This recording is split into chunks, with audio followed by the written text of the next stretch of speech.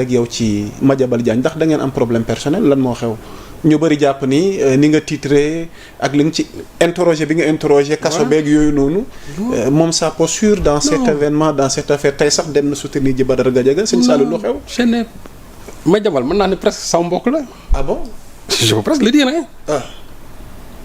Madiambal mën naa ne presque sama mbokk la ok parce que man sama jarbaat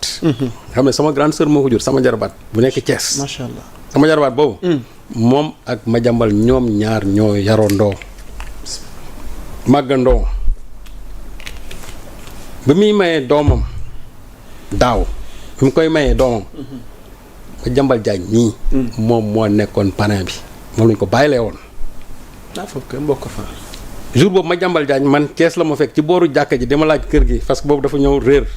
ma ne ko kër gaa ngi ne mu ne ma effectivement ñëw naa fi mais dama ko fàtte ma joxoñ ko ne ko boo demee kër gaa ngi ne fekk ma toogoon sama xarit di waxtaan ndeysaan bi ñëwee fi ñuy mayee xam moom comme que moom lañ ko bàyyile moom moo war a maye moo war a ñaan non moom moo war a maye du moins dafa jël cër bi jox ma ko man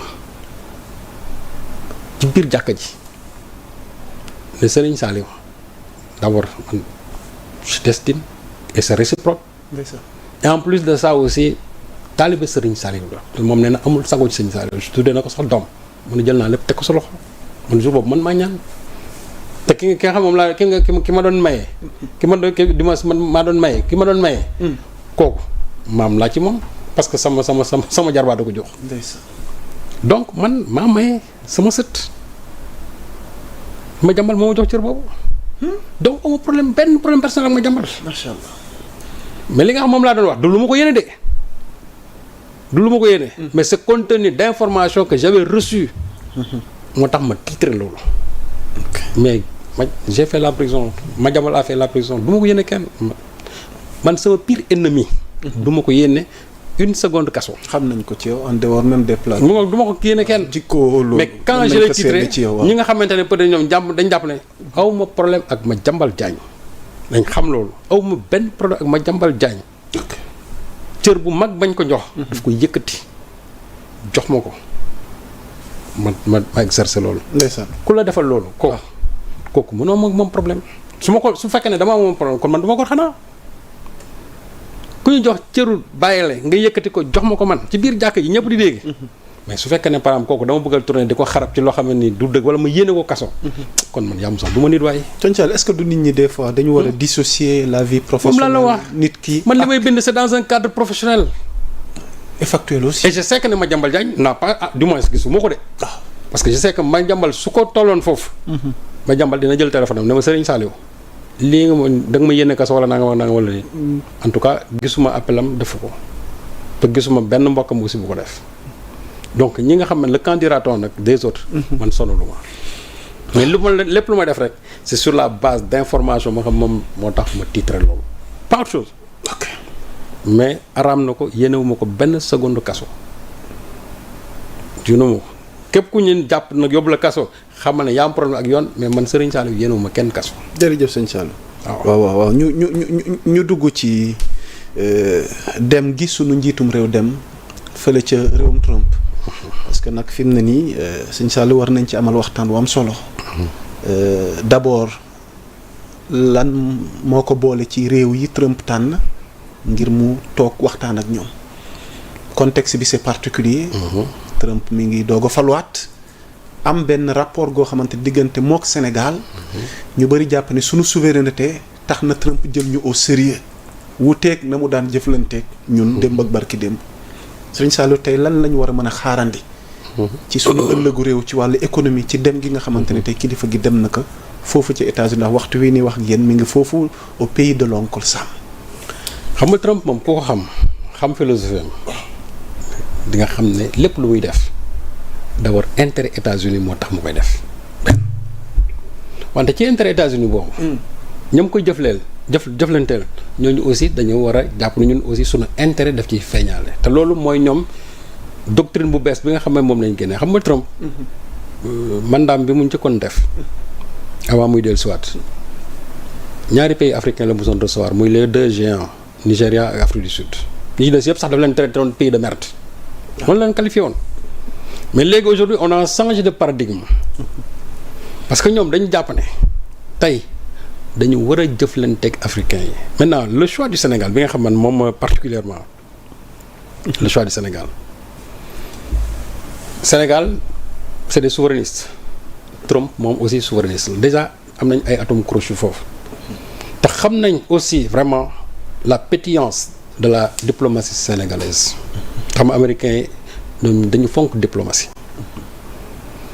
te ñoom aujourd'hui li nga xamante ne moom la ñuy doxal en matière de diplomatie c'est surtout l'aspect commercial donc ce qui veut dire que woote ba foofu dina am une dimension hautement économique parce que boo xoolee États-Unis dafa am loo xam ne dafa bëgg a renverser aujourd'hui la tendance parce que jàpp nañ ne ñoom ñoo def seen étude boobu ñu ne d'ici 2050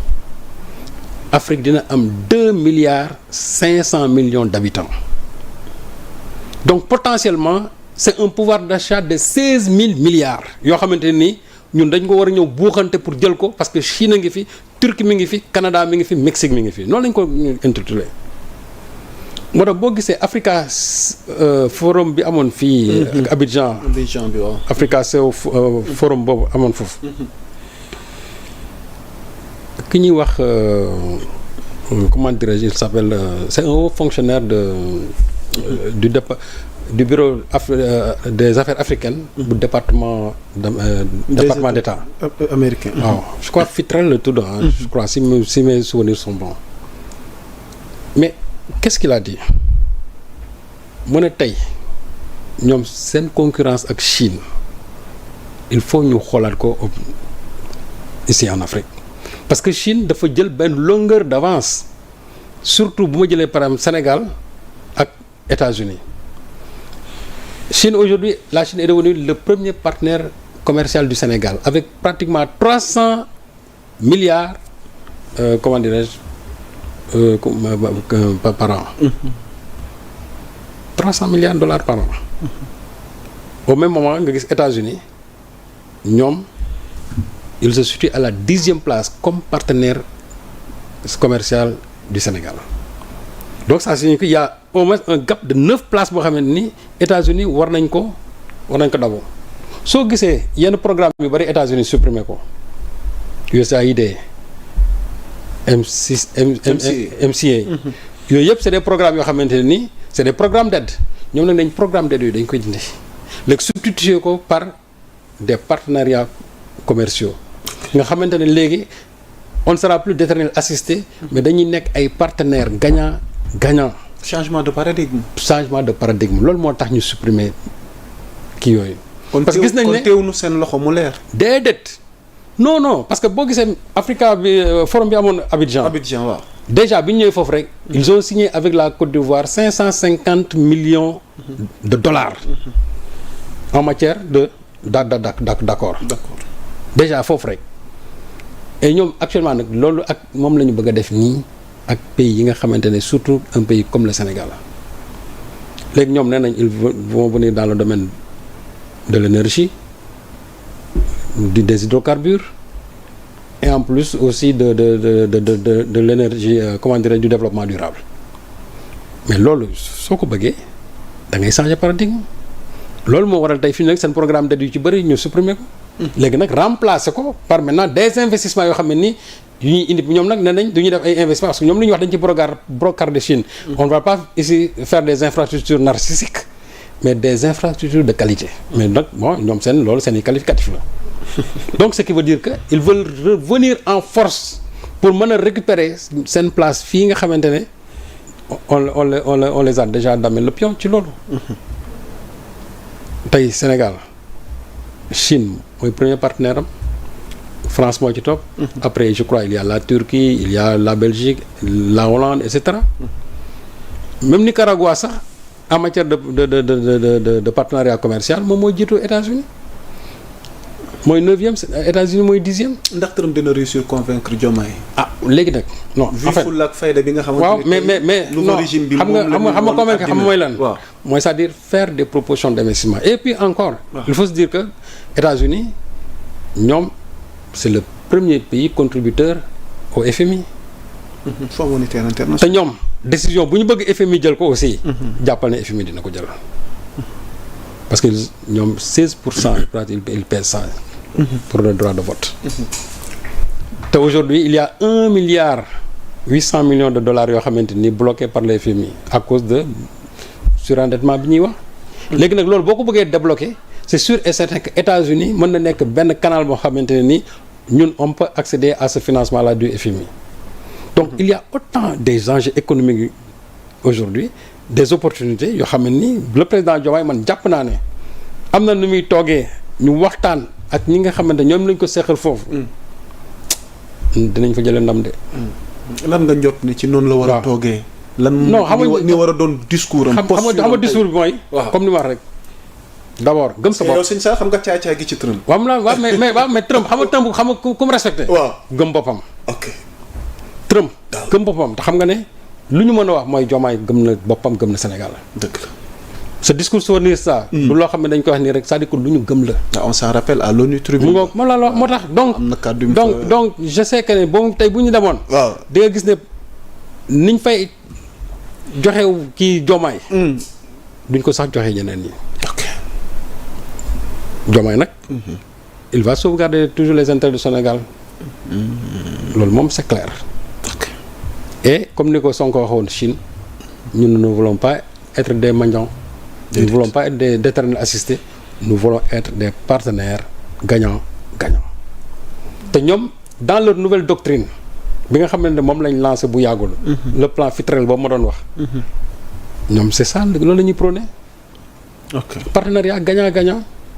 léegi nag à Diomaye maintenant de dire quelles sont les voies et moyens pour décrocher ce partenariat gagnant-gagnant. et aussi dans quel domaine. c'est vrai qu'il y a beaucoup de choses yoo xam ne dañ ko aborder certainement qu'on parle là de la question migratoire.